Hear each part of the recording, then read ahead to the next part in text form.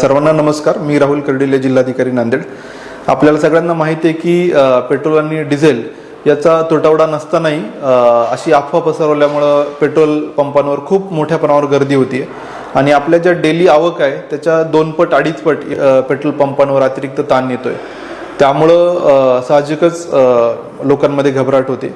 परंतु मी सगळ्यांना सांगू इच्छितो की आपल्याला जी डेली आवश्यकता आहे याचा नियमित पुरवठा आहे, आपल्याकडे कुठलीही टंचाई नाही आहे. परंतु या सगळ्या गर्दीमुळं जे जेन्युइन लोक यांनाही ते पेट्रोल भेटत नाही आहे, डिझेल भेटत नाही आणि त्यामुळे त्यांच्यात विनाकारण त्याचा समज तयार होतोय.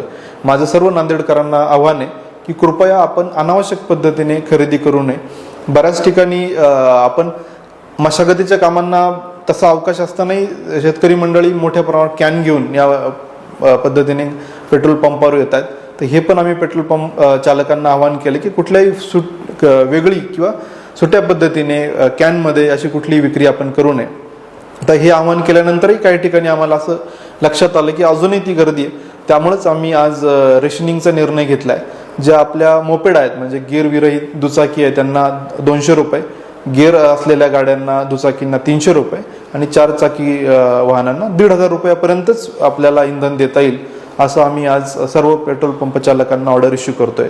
आणि परत एकदा आवाहन करतोय की कृपया आपण आपलं जे नॉर्मली आपण ज्या पद्धतीने वागतात त्याच पद्धतीने आपलं सुरळीत ठेवा. आपल्याकडं पुरेसा साठा आहे, पुरेशी आवक आहे.